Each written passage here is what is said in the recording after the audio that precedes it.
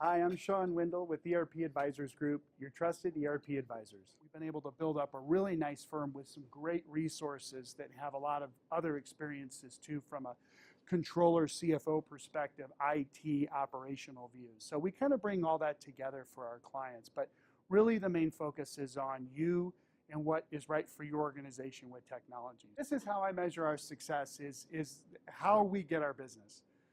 We definitely love to do these events.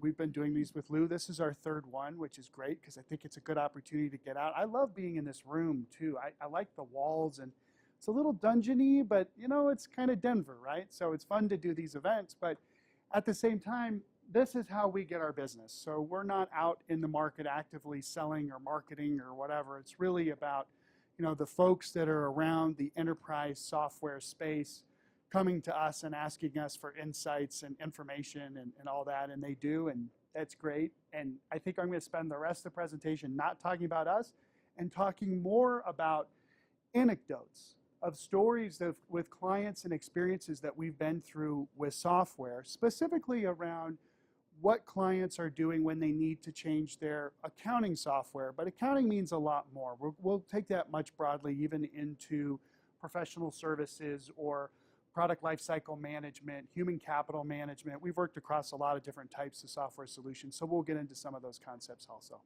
Why do companies outgrow their software? And a lot of years of experience. Combined, we have over 100 years of experience in this space. And so when we talk about, you kind of step back from all the projects that we're doing and look for the trends, these are really the reasons that we see companies going through software changes. These are good reasons to go through a transition. We have growth, legacy technology, maybe there's regulatory changes, or new leadership. So, I should mention this too. Along the way, we kind of put in some very practical tips. So I always look for nuggets in presentations. There's nuggets. The nuggets are down here. These are the things that not only do you get a good breakfast, but take the nuggets with you, please, if you're looking at software for sure. So when you think about growth for an organization, as the slide says here, we have more business transactions to track. There's new products and services that you're bringing to the market. You may also have new markets that you're selling to, have new business lines and M&A activity. So these are kind of the expansion of a business that you're experiencing, and some of the companies we talked to earlier are going through some of those trends right now. And so when you start looking at the changes and what happens within a business, and you have an existing software and the business is growing, you literally can outgrow the software. Now you may be able to plug that with some spreadsheets, and everybody uses lots of spreadsheets, which is America's favorite accounting system called MS Excel. It works. Next behind that's QuickBooks, like literally. And that's great, right? Because when you're going through and you're experiencing growth and you have a new recurring revenue model, or you have a new geography that you're bringing up, or whatever it is, and the system's not set up to support it, you still got to report on it. Like, you don't have a choice. So come up with a solution, right? But after a while, you start to outgrow those, it's more than bailiwick. It's, you know, like the problem that we have with Excel. Even in our business, we use Excel a lot, although we just switched to a new resource planning system. Excel's good, but as we know, there can be mistakes. Sometimes spreadsheets aren't backed up. They might be on somebody's desktop, and there may be a problem with that desktop, and it blows up, and your key spreadsheet, you're kind of laughing there. Yeah, we've had that happen before. And probably the biggest issue is that spreadsheets are good at that specific moment in time that you enter the data, and that's it, right? Once you enter the data, it's old. Something's changed, versus having more of an enterprise system that's being constantly updated by different people versus just one that can hit a spreadsheet. So growth is a great reason to switch software for sure. So we have had clients for legacy technology that have, there's two companies specifically, and there's the guy you might have been meeting with yesterday, that's another story on legacy technology. But we had two clients specifically. I won't say their names, but both were fairly kind of business to consumer businesses, lot of transactions.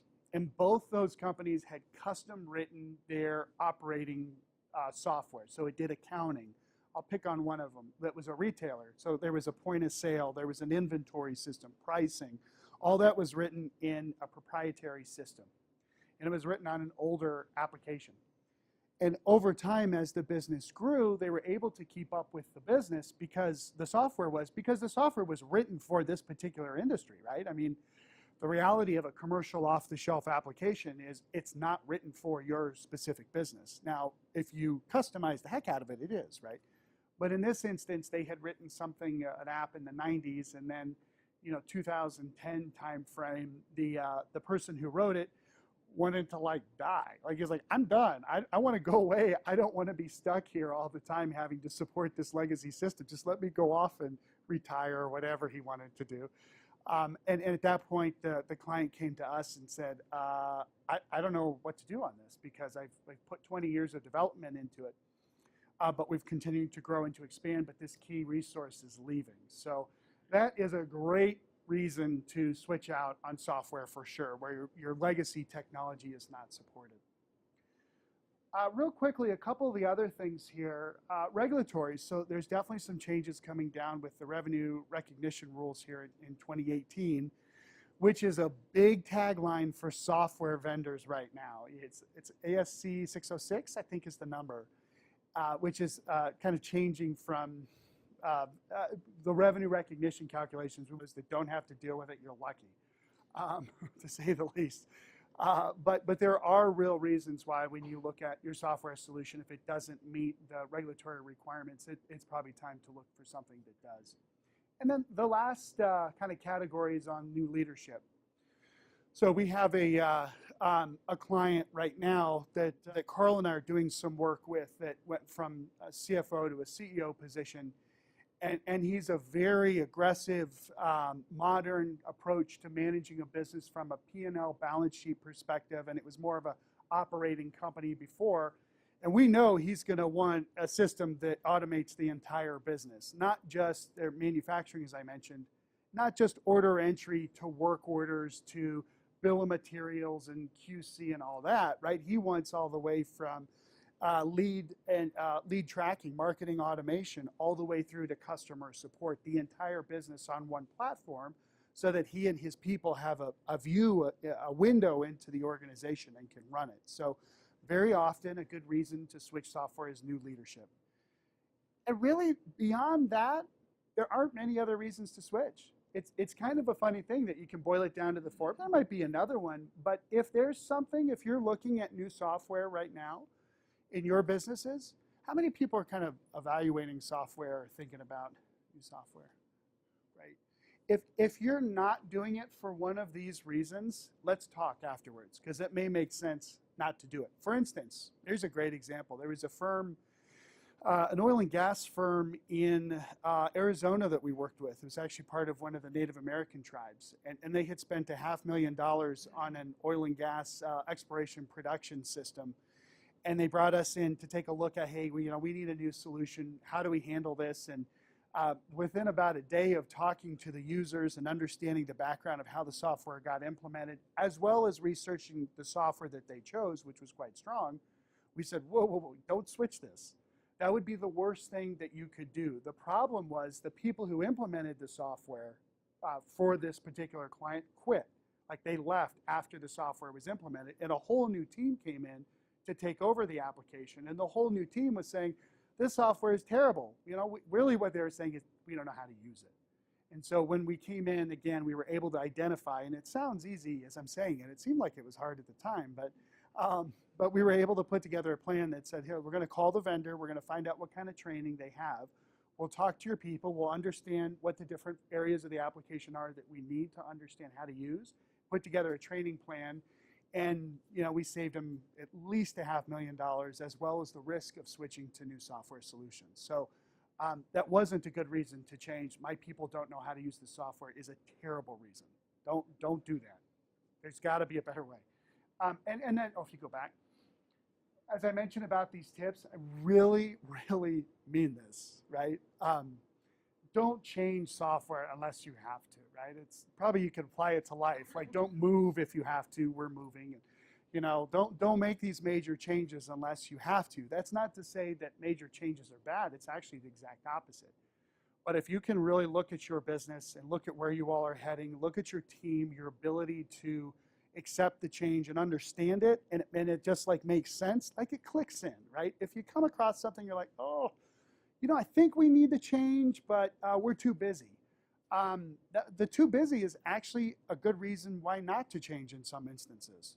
So, you know, I'd like to give you what I would call stable datums, things you can hold on to from this meeting, and that's probably the best one, is don't change software unless you have to. Just one more story, too. I love the stories. They're fun. We have a client that when we engaged with them was about 50 million. Well, let me take a step back. So they're a bakery. And when you think of a bakery, you think of like a corner bakery, right? And so Steve talks about his bakery, and we're like, oh, that's cool, you're a baker. Wow, that's amazing. And then we go to see his business, and it's a $50 million bakery. So he's baking a lot of stuff, right? And the company engaged us to look at their technology and determine if it was actually a legacy application that they needed to switch or not. So we went in, looked at the app, looked at the vendor, understood the vendor's, the owner's transition plan, right? When you're working with a smaller software firm, you really need to understand how long they're going to be in business for. And sometimes when you have a small software firm of maybe 20, 30, 40 people, the owner is really driving the strategy. And if she's you know, in her late 60s, she's going to be gone soon, right? So that's actually what ended up happening, was the vendor was kind of at a point where they were looking at a transition. But the technology worked. The functionality was fine for this particular business. So we came back and said, look, don't change, but let's get some code escrowed. Let's talk to them. Code escrow is where you actually get the vendor's code, like the software code, and put it somewhere, like there's special banks that are kind of created to do this, so that if they default or they go out of business, you can have access to the code. Which sounds good, but then you have to have developers that know the code. So it's a little bit of risk prevention, but not a lot. But then we said, we want to have the owner come in to your shop. We want him to see how big you are, and we want him to promise that he and his son, who is coming into the business, were going to be able to support you all. So we got that in place, which was great. The problem, but at the end we said, but if you continue to grow, you've already outgrown these guys, but you really, you know, you're going to need to do something eventually. And it's going to be painful because you have a lot of growth, but you're going to have to do it. It's kind of like flying an airplane and you're up at 38,000 feet and you need to switch out an engine, right? Like, it's a little scary. You're going to lose some altitude and you might even come close to crashing, but keep it up. Ugh. So as it turned out, that $50 million business in 2010 is now a $200 million business. And if you ever go to, we love these guys, so we have to plug them. If you ever go to Starbucks, you have to buy the cake pops, which are the little sticks with the little pops. I mean, they're like super rich. If you're on any kind of diet, don't do it. But they're super amazing. So SR Originals makes those cake pops, as well as a lot of desserts that you eat at restaurants. So, I mean, very pervasive company, great people. But they've looked at the software, and we've talked to them even very recently, and they've just said, you know, it's fine. Like, we're working around the system, and we're not going to change it. So even though they're going through growth, major growth, they've said it's too much, it's too risky to the business. So each person's a little bit different. Again, more kind of tips and tricks. We'll get a lot of those from us. So how do you decide if you need to change software? This is not just accounting. I mean, this is literally your recurring revenue type software, human capital management, procurement, whatever it is, you can use these same rules. So let me just walk through these. So understand your current scene. I think to what you were saying earlier, Derek, as we were talking, like, what's really happening in the business today?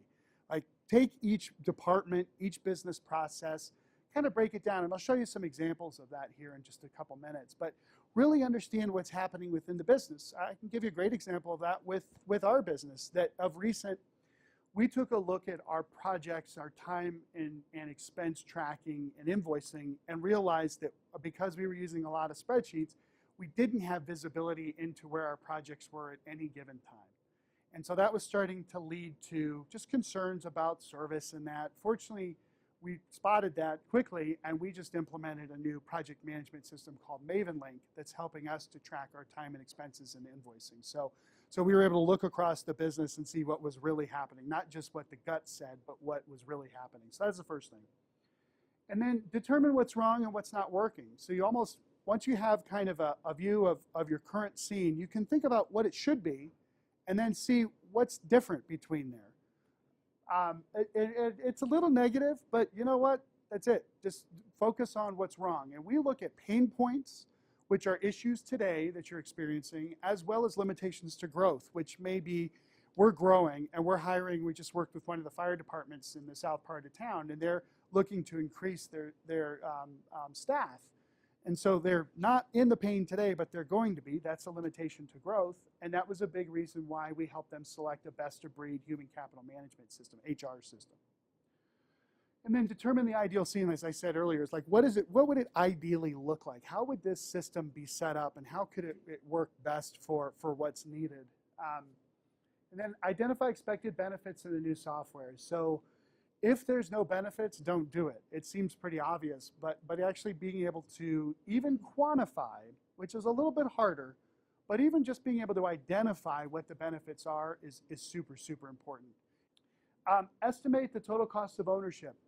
So total cost of ownership is not just what the software salesperson tells you. Please, please, please take that. If you're talking to salespeople, we know lots of great software salespeople, and we know some that aren't so great. But they'll have a tendency to understate the total cost of getting into software solutions. And we'll talk a little bit more about that more too. And then ensure benefits exceed the costs. Sounds pretty simple, right? But until you've actually looked at it on paper and it's clear to you, there can be questions that go about of why are we doing this? And then assess the change management risks and identify mitigations. So even though you need new software, just as I mentioned with the earlier example with the bakery firm, the risk of change for them is so significant that even though they have the money, they have the right resources, they know exactly what needs to be implemented with the software, to take the time out of the delivery that they're doing with such large customers that they have, to miss an order means you just lost $50 million. Like, this is a very big deal in the restaurant industry. So for them, the change management risks were so significant that they decided not to switch. So for many of our other clients, we look through the change management risks, we identify them, and there's mitigations that are pretty straightforward to do.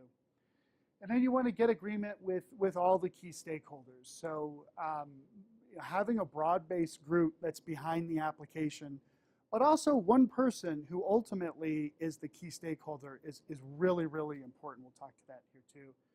And then start the selection, right? Notice this doesn't say, then start the implementation. No, now we're saying start the actual selection process of talking to vendors and vetting out different solutions in that. Tip 2, don't talk to anybody till you know what you want. It's kind of like dating. I use that analogy a lot. Erica usually throws something at me at some point, but we've done pretty good. Okay, this is a really, really busy slide. And I apologize for that it's small and it's tiny and everything, but I put this in here because this is a $300 million wholesale distributor. It's kind of their business on a puzzle box.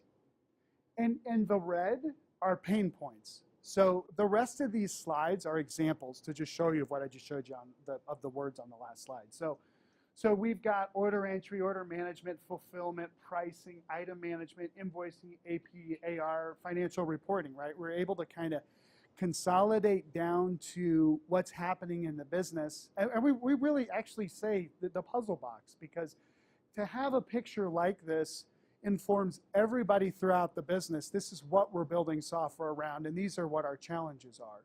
So once you get validation again on these issues, that helps to get you one step closer as to why we need to switch software. And in this instance, where that big cluster of red diamonds are up on the upper left there, the create sales order, their order management system was a nightmare. It had been custom built.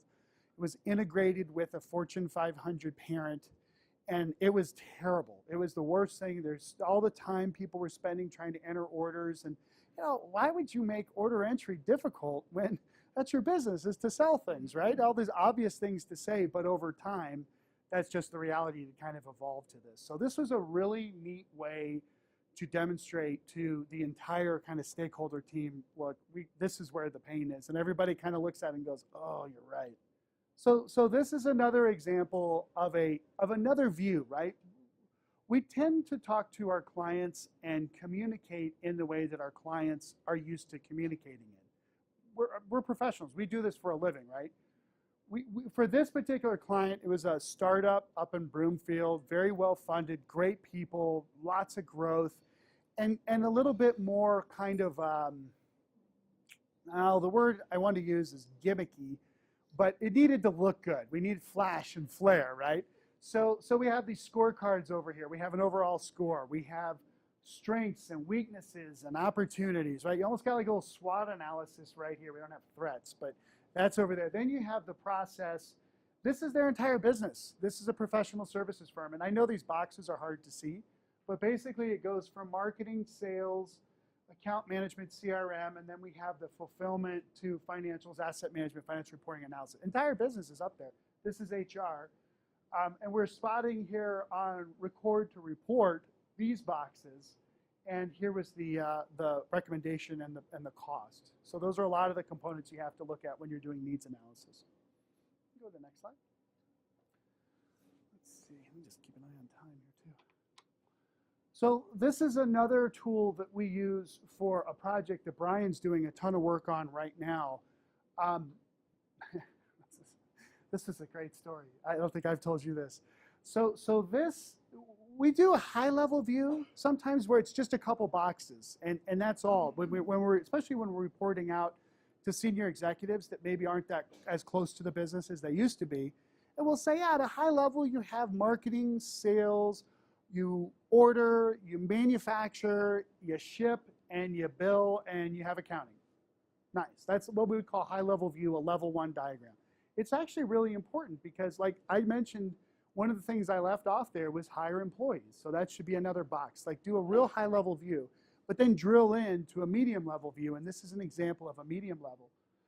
When we reviewed this with the two owners of they're about an $80 million manufacturer, great firm, one of the owners said, well, this is too complex. Like, you got to simplify this. And I said, this is your as is. Like, I understand what you're saying, but this is what you do on a daily basis in your business.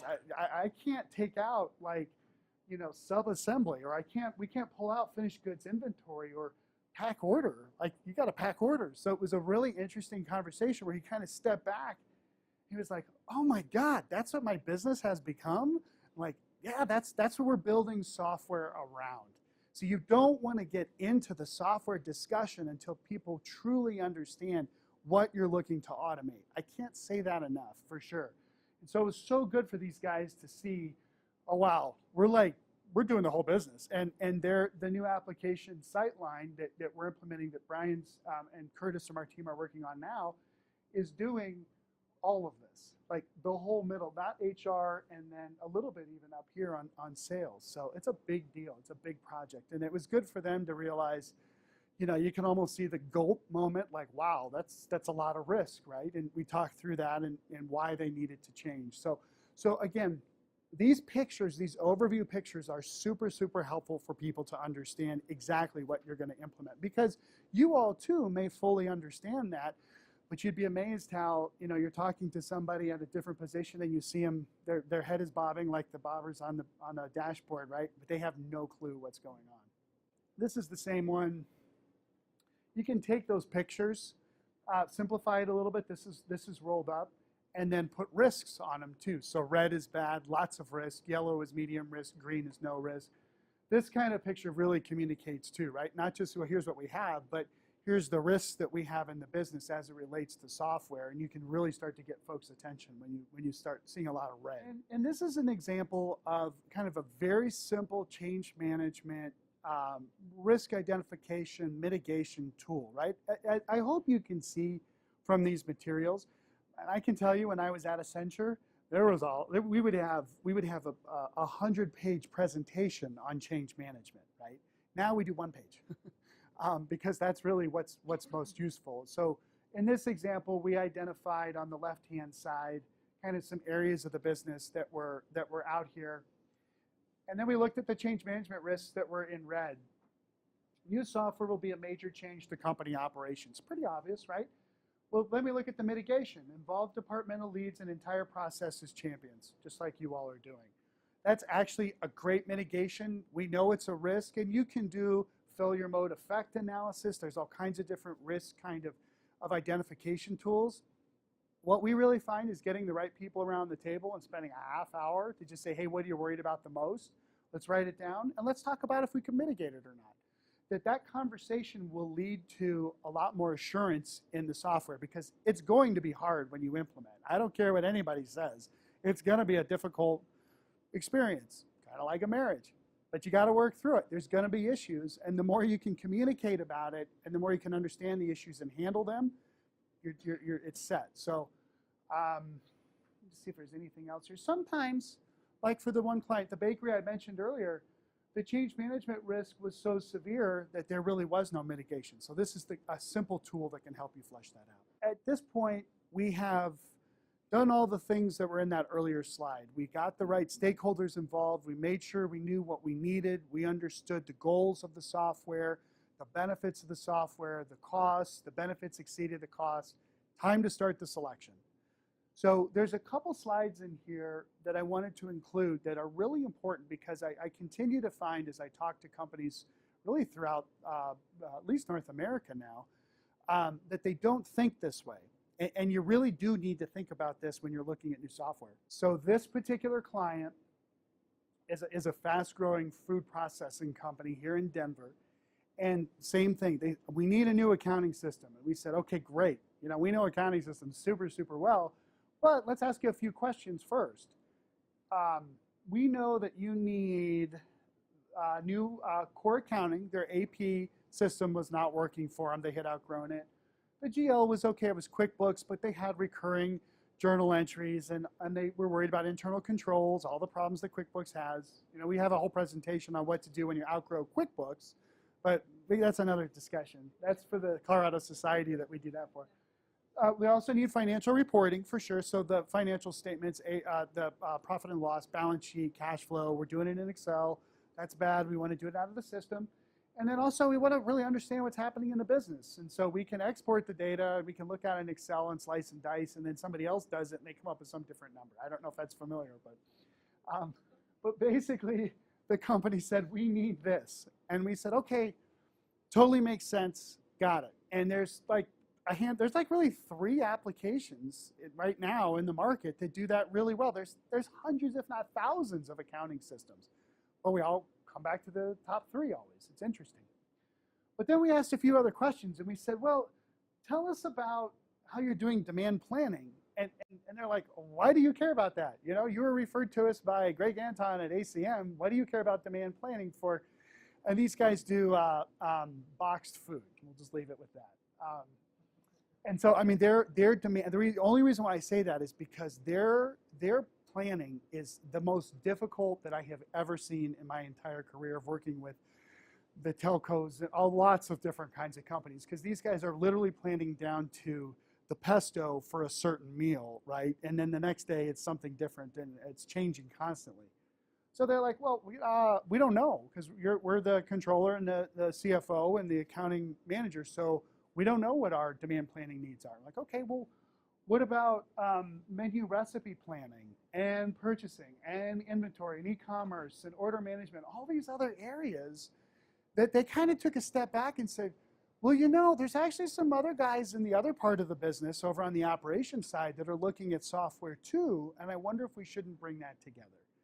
And we said, absolutely, because the worst thing that could happen is that we get multiple islands of data and basically put a little bit more lipstick on the pig that they already have of having these silos information spots. And so we're able to kind of put this in front of them and say, look, if you're just looking at these 3 areas plus that one, then you should just look at financial applications. So in your instance, we're talking to a company in Chicago right now that's a loan processor. They just bought new loan processing software. And their old app used to do the GL financial reporting. So they came to us and said, we need a new accounting system. And we asked 3 questions, and it turns out all they need is a new accounting system. So we'll hopefully be able to help them with selecting just a new accounting system or financials application. But again here, we went into, but if you need inventory management and these things, Then we need to look for a financials app as well as a warehouse management solution. Then if you're looking for more of these kind of food processing, kind of end-to-end kinds of solutions from one app, then you really need to look at more food process manufacturing solutions that are kind of an all-in-one. So the key thing here is before you look at software, look at the software type that you're interested in. So again, this is a really easy way to kind of segment out the business and just make little X's. We need payroll, we need benefits administration, we need core HR, we need recurring revenue, we need subscription management, we need financial reporting. And when you look across that, you will eliminate probably 90% of all the vendors that are out there that are trying to sell to you, even though they will tell you they can do anything you need. Once you understand what you need, you'll realize they can't. So there are these different types of solutions. So Lynn, in your instance too, it might be something to look at is how deep does this software go across the business? Good? Okay. To kind of continue that model, we'll go one step further because very often for most businesses, there's three types of software deployments, we can call them. I want to be careful of the words I choose here. There's a deployment that can do everything. So over here on the left-hand side, this is one of our clients that we were working with. In this instance, notice HR is in there, accounting. Not just accounting, but all of it. There's its type or option one that does everything, more of a single kind of a traditional ERP type stack. And then there's an option three. Actually, let me go start here. Option two, which is best of breed, where we can buy a marketing and sales app, Marketo. We can do a partner portal like Treehouse and technical support. You can actually go to the market and buy an app that does all of these, or one app that does one function, right? The integrations and the cost and the support is a nightmare here, by the way. But sometimes it makes sense. There's a third option of, well, maybe we can buy an application that does multiple parts of our business here. So, for instance, Salesforce.com can do marketing and sales, partner portals, and can provide a technical support platform for an organization that offers technical support for their customers. And then we can buy a manufacturing enterprise system that does really basically order entry, inventory, manufacturing, as well as financials, and then we have to buy a separate HR system. So this kind of analysis really helps to dive into who you should be talking to. So for instance, in this case, the organization was talking to a firm called Marketo, which does lead management. And as we did this analysis, they saw that having the marketing really baked into the sales platform made a lot of sense for them. So don't talk to Marketo. Like, don't waste Marketo's time. They're still going to try to sell you, but just don't do it, right? So you can kind of get the types. Once you have the types set, or at least somewhat clear in your mind, you can go to the market, and then you're asking the vendor, look, can you do all these things? Because if you can't, I don't want to talk to you. Like, here's a great example. In this instance, we would not talk to Intacct. Has anybody heard of Intacct? Yeah, okay, uh-oh, I know. You hear good things, you hear bad things. We look at them for most of our deals, and we would not bring Intacct into this deal because they do not do planning, supply chain, engineering, production at all, versus NetSuite, which Intacct will say, oh yeah, we compete head-to-head with NetSuite, and we beat them all the time on cost. But they do, right? Well, NetSuite actually does do all these things. The Microsoft Dynamics packages do all these things. So that's kind of a good example there. By far, option three, the hybrid solutions. Because we're no longer in the option one world where we have SAP and Oracle. A lot of companies have been burned by that. They refuse to do one big package that does it all. And plus, business is extremely diverse. So it's hard to find one app that does everything. And this world, actually why it's red in this example is because of the integrations, because of the master data management. I can go into all kinds of technical stuff in a heartbeat. It doesn't make sense. Although we do have some clients in some instances where it's spot on, but it's unusual. This is really what we're looking for, where we've got a couple apps that are still kind of a best of breed. So like in this instance, we went with Salesforce, NetSuite, and Ultimate software.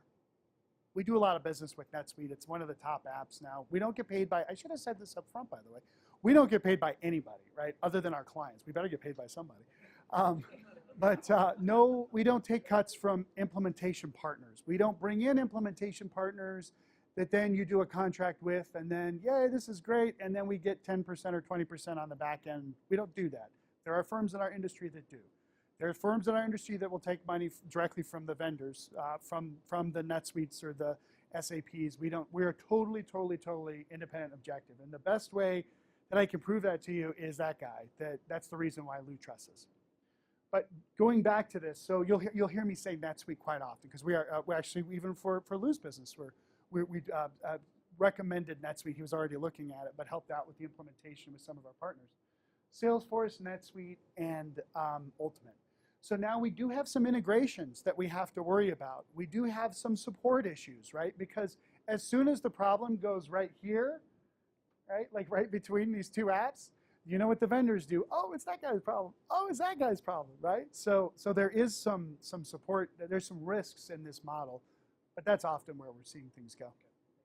This is an example of a rough TCO estimate.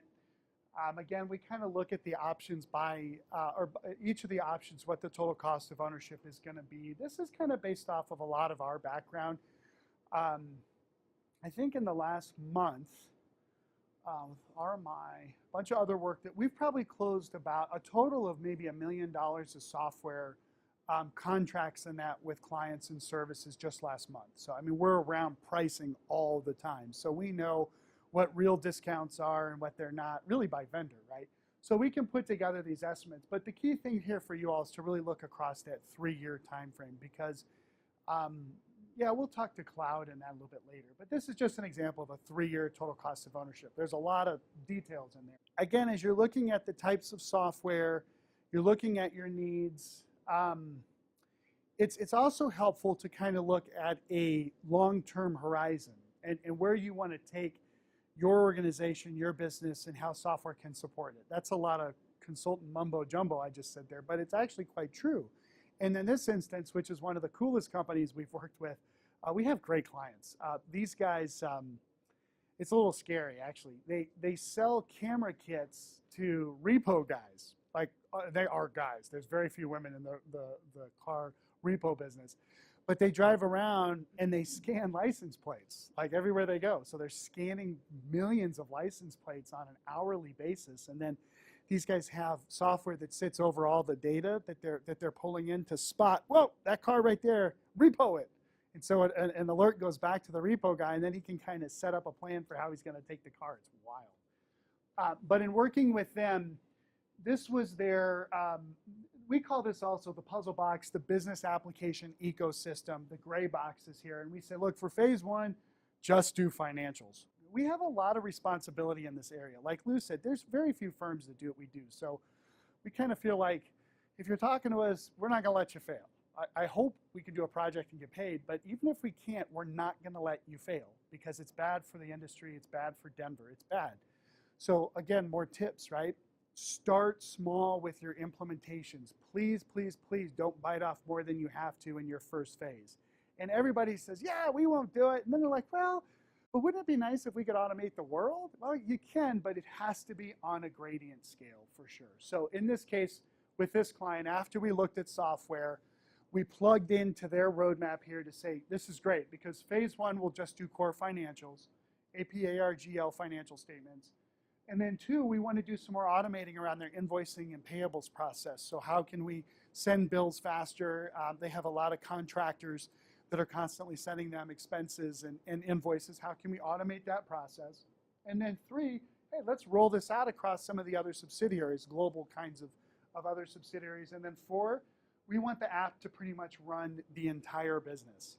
So that there might be, in this instance, this is a Salesforce.com for marketing and sales, but then they were using NetSuite again across the whole platform. We've talked a little bit about the selection here, and it's good to also kind of look at what a good solid selection approach kind of looks like if we take a quick step back. We're talking to vendors now, right? We're at that phase here in our discussion. Send an RFI, a request for information to the vendors. Do not, if you've already done this, it's okay, I understand. But, and you have additional conversations with vendors, send them a document that says this is what we want. Very often, clients will call up any vendor, right? They'll call up a SAP vendor and say, hey, we're looking for software, or somehow they just find you. I mean, it's scary how that happens too. I mean, you literally like put ERP in an email and it's like, you got the NSA and then you have software companies, like somehow they know. So you'll get contacted by lots of folks, and oh yeah, we want to set up a demo. Oh, I mean, yeah, maybe it's good to see it a little bit. It's kind of like walking the showroom at the car shops, maybe a little, but it won't be a little. Like you'll get there into the demo, and 3 hours later, you're like, you've seen so much different software. You're like, what the heck's going on here? So some of the key points here on a good selection process is send a request for information. This comes right here, where you're telling the vendors, look, this is what we want to see. This is what you're going to show us. And here's some information about our users and the company and everything else. Now, please come back with some preliminary pricing. So we're not going to call this an RFP, a request for proposal, because you don't know enough about my business to give me a proposal that's worth anything, right? But you can certainly give us information. So that's a really important process that we've got baked into our selection. And it helps you control the selection versus the vendor. And in that RFP, you'll want to have a demonstration script. You'll want to tell the vendor for procure to pay, let's say. Our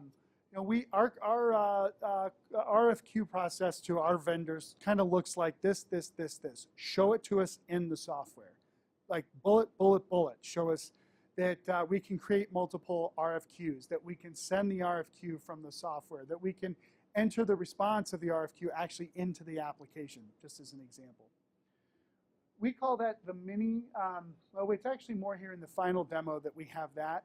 We do have a little bit of a beauty contest part of our selection process called the mini demo, where the vendor can at least show the software and get used to the user experience. And then for the final demo, again, just invite a couple vendors into your shop. Don't take your folks' time, because there'll be a bigger team. I think, Derek, you mentioned you all have over 10 or so on your selection team. Everybody's super busy, right? Yeah. So don't bring in 5 vendors, because after the second, really like the third vendor, people just forget. Like they're just like, all they remember was the food that the vendor brought in and what the gal looked like, right? Or what the guy looked like. So only bring in a couple vendors for your final demonstration. And then as you get closer to the selection process, to actually like selecting your finalists, interview the implementation resources, please. So you know who you're going to be stuck with as part of this implementation. And sometimes that's not possible. We just had a deal that Quentin and I were doing up in Boulder where we select the implementation partner and talked about, okay, who's going to be on this? And we got resumes. And then you had a meeting earlier this week, and the lady sounded like maybe she had just graduated from 5th grade. And we're like, oh my God, we did all this work. But yet we still have this lady that she just doesn't sound that intelligent. We'll give her a chance to do her thing, but if she doesn't know how to say very basic concepts in software, then she's not going to know what the hell to do, frankly, when we start running into problems. And we're like, Michelle, look, you got to do this, you got to do that, you got to do that. She's going to be like, what? Like, no, that's not going to work. We're spending too much money on that. So definitely interview some implementation resources. So we'll kind of step outside of needs analysis and selection a little bit. From doing these presentations several times, some of the feedback we've gotten is, hey, can you give us an overview of the accounting ERP market? Just what are some of the vendors out there, and how do we know the types of solutions? And this is a really simple graphic to take a look at that. There's 4 tiers of software solutions that are out there. We'll start with the bottom one, and these are concentric circles, right? The functionality that's in tier 4 is also in tier 3, but tier 3 has more than tier 4. Tier 2 has more than tier 3. Concept makes sense? Good. Tier 4 is QuickBooks. You see Sage 50, MyOb.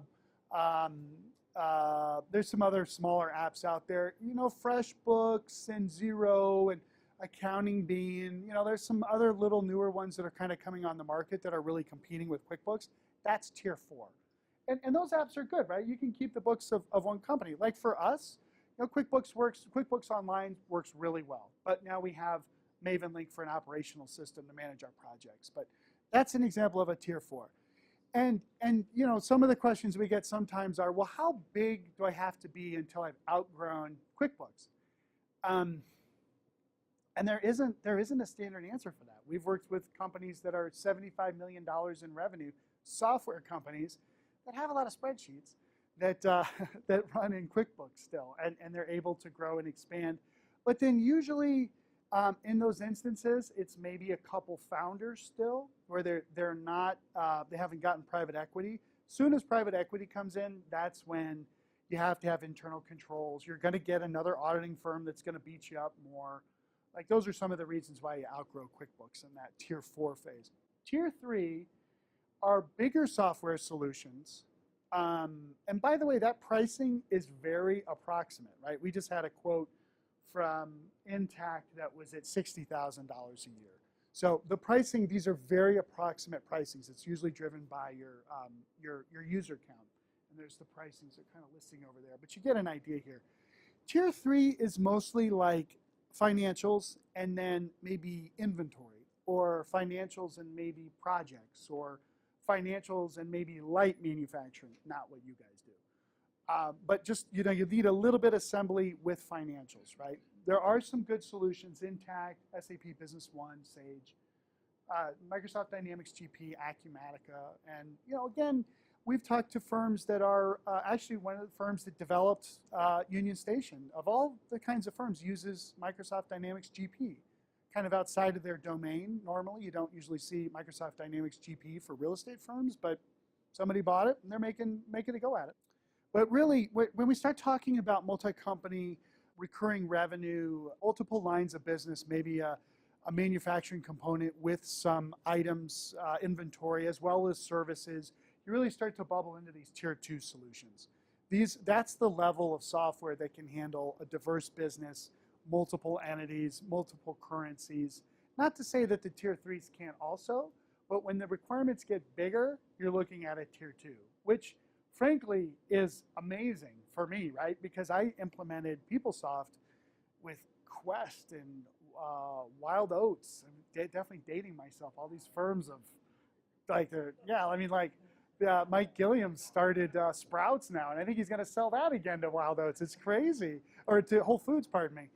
But the tier 2 solutions are great because they're not the tier 1s. There are still the SAP, it's called SAP for Hana now, which is the big SAP in the cloud, kind of, but it's on-prem. It's a little cloudy, their cloud strategy.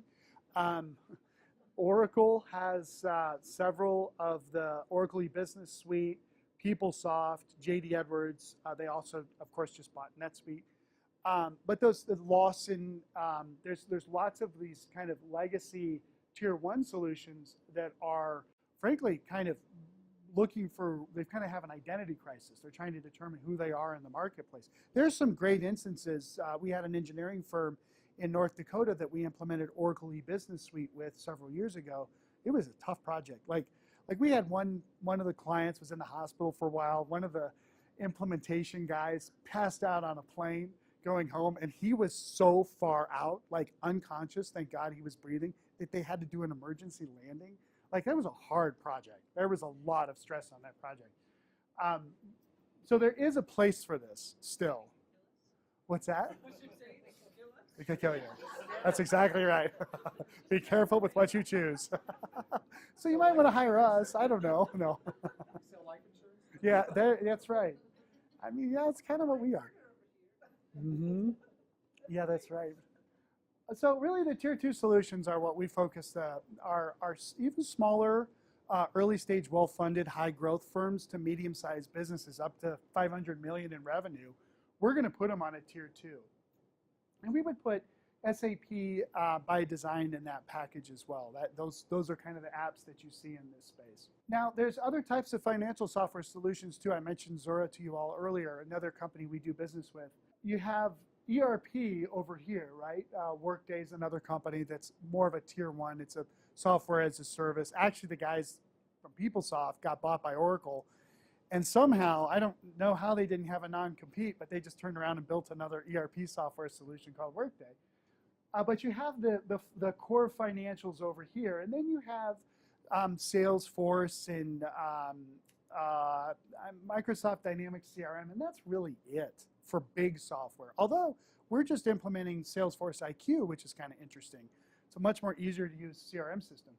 But in between CRM and financials is this whole area called the middle office, where you're dealing with more kind of commercial sales, dealing with billing, you're dealing with recurring revenue and those kinds of things. And Zora, Aria, there's some configure price quote tools called Aptus or SteelBrick. There's all this stuff that's out there that kind of fits between financial systems and CRM systems. So the only reason why I mentioned that is we're actually going to do a presentation on this in a couple months. But there's a lot of opportunity here for CFOs and controllers to really leverage their financial system by having those best-of-breed solutions. I mentioned that to you all as something that might be worth taking a look at. So in summary, right, don't change your software unless you have to. Like you really, really have to. Because if you do and it goes bad, you could die. No. Actually, no, you're not going to die. It's a slow death. But I really do mean that because unfortunately, we have been in circumstances where we've had to come in after a bad decision is made, and they have let go of the person who made the decision. So, I mean, it's not dying, but it's also not good. So if you're going to do this, do it right. Make sure you really understand what you need before you make a single call to any vendors, for sure. Really understand that full breadth. You've seen some good models. Again, we'll send this to you. Feel free to use the models. You drive the selection process, right? Don't let the vendor do it. And then get the implementation done as fast as possible. We talked about this a little bit earlier with the phases. Is again, take a good chunk of change. Like really for a phase one, you really just want to implement what you already have. And then definitely, call us if you need anything. I mean, Lou said it at the beginning. We'd love to talk to you. We'll sit down on our dime, talk you through your project, what your issues are, and love to do a bigger project with you if it makes sense. But as I said, we've got a pretty high responsibility to see that the folks that talk to us are successful, and we will. We will find a way to do that. Hi, I'm Sean Windle with ERP Advisors Group, your trusted ERP advisors.